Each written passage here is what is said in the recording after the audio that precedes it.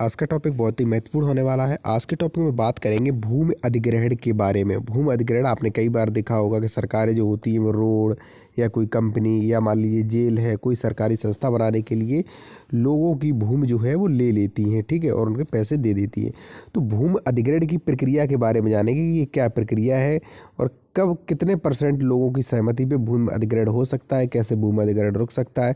और भूमि अधिग्रहण होने पर यानी कि ज़मीन जब आपकी सरकार खरीदती है तो ऐसी कंडीशन में ग्रामीण और शहरी भूमि में कितना गुना हर्जाना जो है वो सरकार आपको देती है। तो चलिए वीडियो शुरू करते हैं। इससे पहले यदि आपका कोई भी प्रश्न है तो आप कालमी 4 ऐप पर मुझसे बात कर सकते हैं। इस ऐप की लिंक जो है वीडियो की डिस्क्रिप्शन में दे रखी है। देखिए, भूमि अधिग्रहण अधिनियम के अनुसार भारत सरकार, राज्य सरकार अपने स्वयं के उपयोग के लिए या सार्वजनिक क्षेत्र के लिए, जैसे मान लीजिए कोई हाईवे है या मान लीजिए अन्य कोई सार्वजनिक अस्पताल है, ठीक है, तो सार्वजनिक उद्देश्य के लिए भी भूमि खरीद सकती है। भाई इसमें क्या देखा जाता है, इसमें लोगों की सहमति देखी जाती है, उनका मुआवजा कितना है, ठीक है, और कितने लोगों पर भाई प्रभाव पड़ेगा, इसका भी आकलन लगाया जाता है।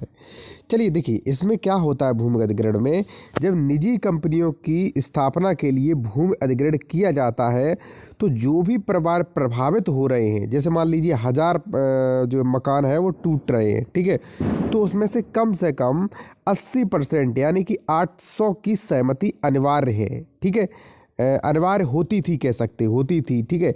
यदि परियोजना को सार्वजनिक निजी भागीदार के माध्यम से बनाया जाता है तो 70% प्रभावित परिवारों की मंजूरी चाहिए थी। देखिए पहले क्या होता था कि पहले मान लीजिए 100 लोगों की ज़मीन जा रही है, 1000 लोगों की या 10,000 लोगों की, ठीक है, तो जैसे मान लीजिए 100 लोगों की जा रही है तो 100 में से 80 लोगों को अपनी सहमति देनी थी। जब 80 लोग सहमति दे देते, हाँ कर देते थे, राजी हो जाते थे, तभी वो ज़मीन है, तभी उस भूमि का अधिग्रहण किया जाता था। लेकिन अब भाई क्या हुआ, अब इस नियम में संशोधन कर दिया गया। मोदी सरकार आई और मोदी सरकार ने इस नियम पे संशोधन कर दिया गया। अब संशोधन क्या हुआ, नवीनतम संशोधन में सरकारी परियोजनाओं के लिए सहमति अनिवार्य नहीं। भाई मोदी सरकार ने क्या किया, आप चाहे मरिए चाहे कुछ भी करिए, यदि सरकार को आपकी ज़मीन पसंद आ गई और आपका जो कार्य और वहाँ पर यदि मान लीजिए कोई सरकारी अस्पताल या मान लीजिए एयरपोर्ट या मान लीजिए सरकार को आपकी ज़मीन चाहिए तो चाहिए, वहाँ पे किसी लोगों की सहमति नहीं देखी जाएगी, चाहे 80%, चाहे 90%, चाहे 100%, वहाँ पे कुछ भी नहीं देखा जाएगा, सहमति दे अथवा न दे। और यदि मान लीजिए आप जो है ज़मीन नहीं दे रहे हैं तो वहाँ पे बल प्रयोग करके आपको निष्कासित कर दिया जाएगा, ठीक है। और आपको मुआवजा कितना मिलेगा, मुआवजा जो है यदि आपकी शहरी भूमि है तो जो भी वहाँ का सर्किल रेट है तो सर्किल रेट का 2 गुना, यदि शहर में आपकी ज़मीन है तो सर्किल रेट का 2 गुना मुआवजा मिलेगा।